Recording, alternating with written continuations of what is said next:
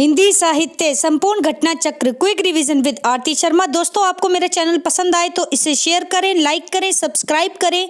साथ ही साथ मेरे अगले वीडियोस के नोटिफिकेशंस को पाने के लिए बेल आइकन को प्रेस करें।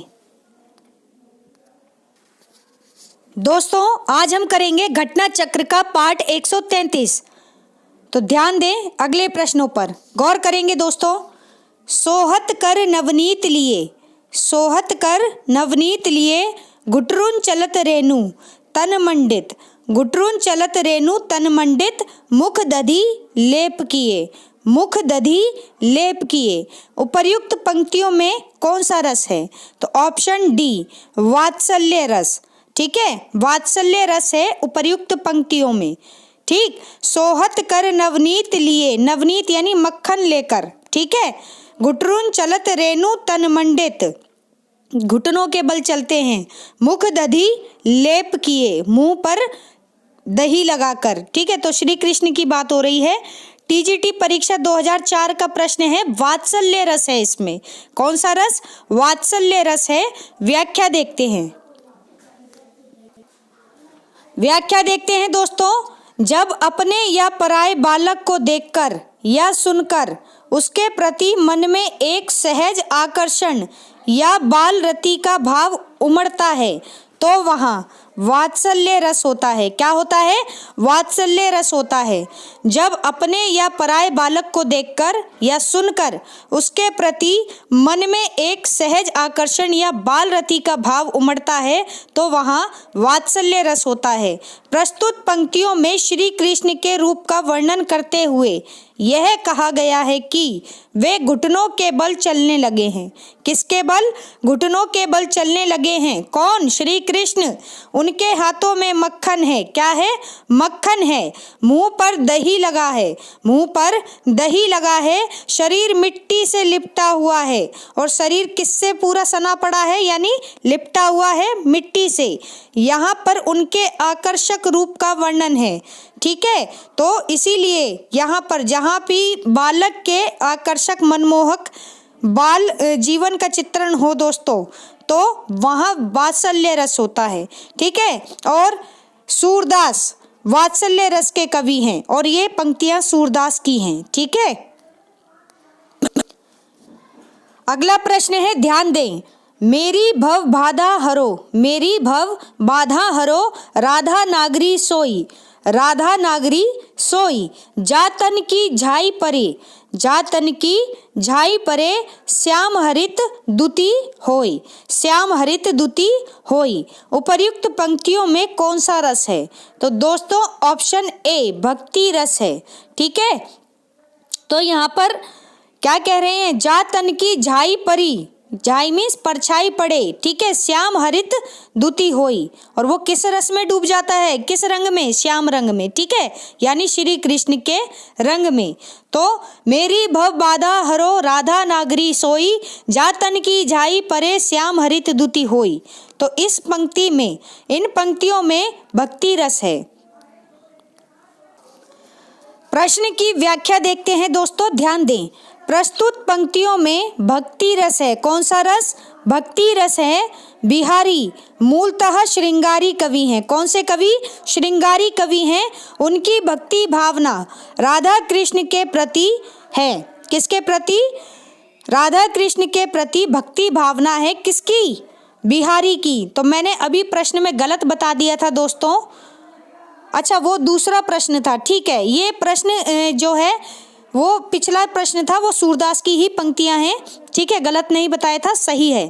और ये जो पंक्तियां हैं, ये पंक्तियां बिहारी की हैं। कवि बिहारी रीतिकालीन कवि हैं। ठीक है, महत्वपूर्ण कवि हैं। इनकी एकमात्र बिहारी सतसई रचना है जिससे इनको ख्याति प्राप्त हुई। ठीक है, तो ध्यान दें।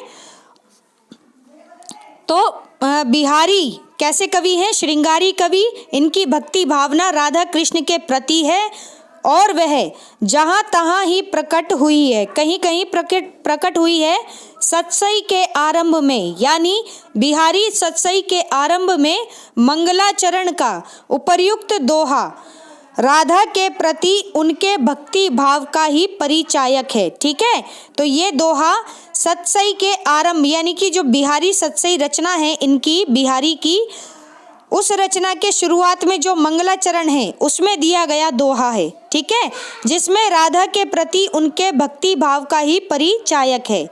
ठीक, उत्तर प्रदेश माध्यमिक शिक्षा सेवा चयन बोर्ड ने अपनी प्रारंभिक उत्तर कुंजी में इस प्रश्न का उत्तर विकल्प ए माना है, लेकिन संशोधित उत्तर कुंजी में इस प्रश्न को मूल्यांकन से बाहर ही कर दिया है, जबकि कई पुस्तकों एवं कृतियों में उपर्युक्त पंक्ति को भक्ति विषयक ही माना गया है। ठीक है, तो ये इस प्रश्न के संबंध में कुछ महत्वपूर्ण तथ्य थे। अगला प्रश्न है दोस्तों, ध्यान देंगे, भारतीय वृत्ति का संबंध किस रस से है? तो ऑप्शन दिया ही नहीं है। दिल्ली केंद्रीय विद्यालय पीजीटी परीक्षा 2015 में आया हुआ प्रश्न है। पूछा जा रहा है कि भारतीय वृत्ति का संबंध किससे है?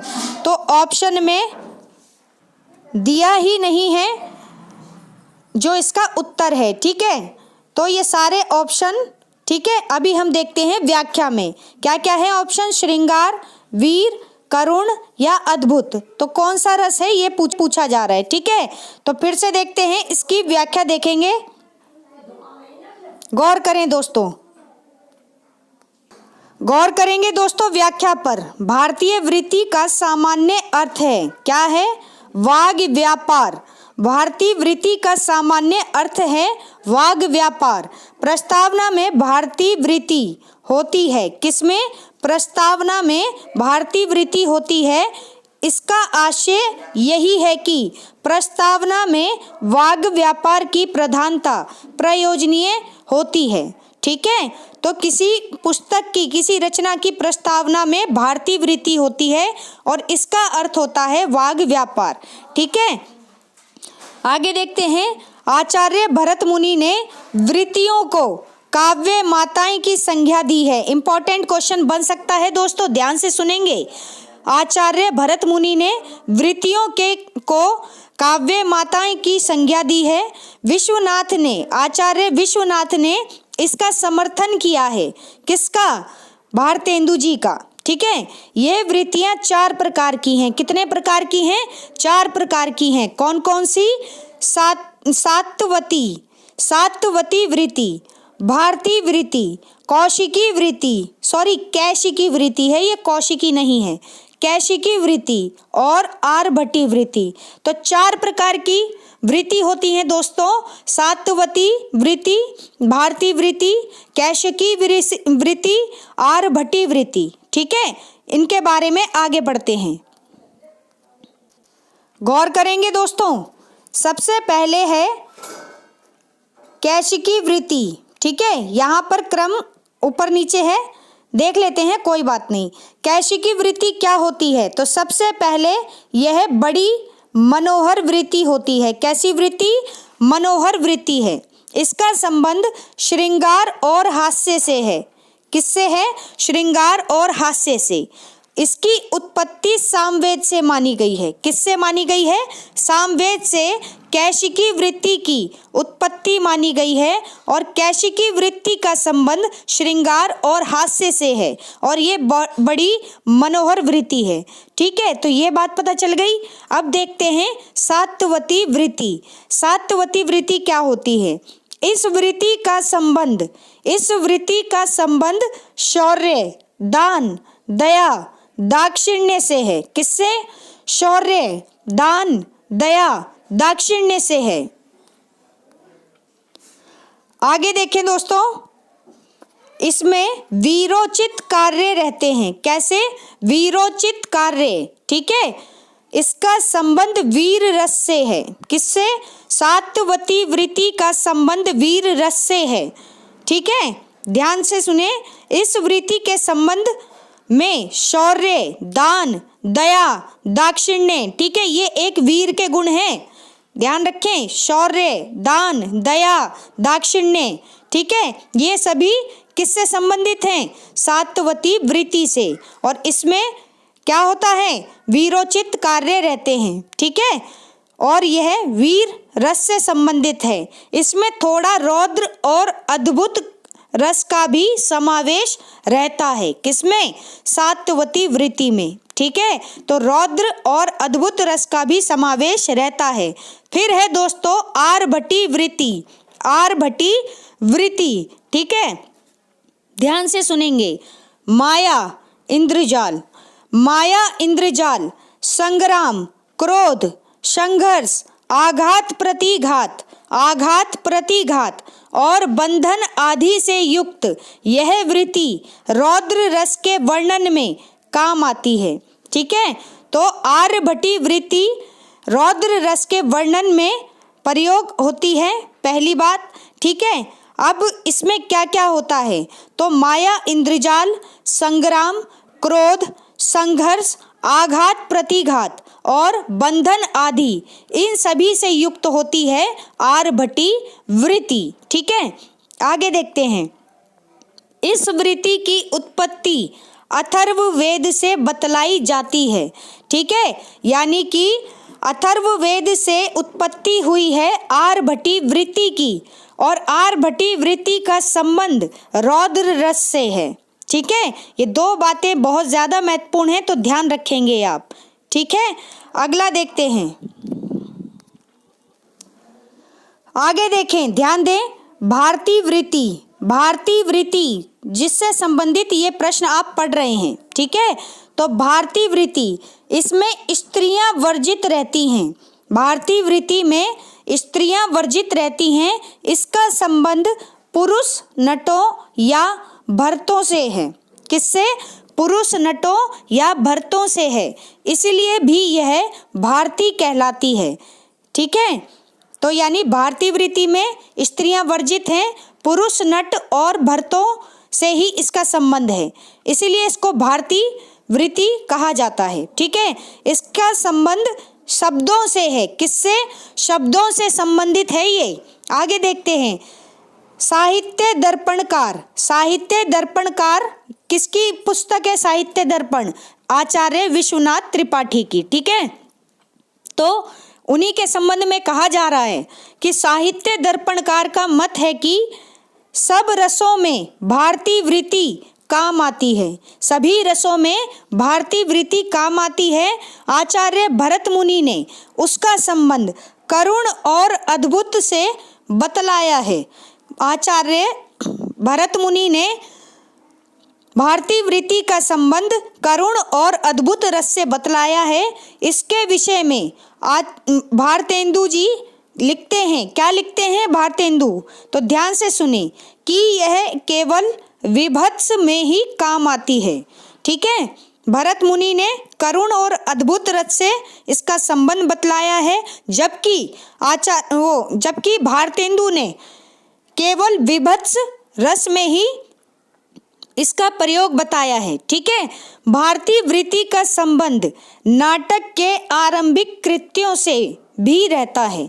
यानी जब नाटक शुरू होता है तो शुरुआती कृत्य जो होते हैं नाटक में, उसमें यह प्रयोग की जाती है। कौन, भारतीय वृत्ति। ठीक है, भरत मुनि ने इसीलिए कहा गया है पुरुष नटों, पुरुष नटों शब्दों पर ध्यान दे दोस्तों। ठीक है, तो आचार्य भरत मुनि ने इस वृत्ति की उत्पत्ति ऋग्वेद से बतलाई है। मोस्ट इंपॉर्टेंट क्वेश्चन बनता है यहाँ से।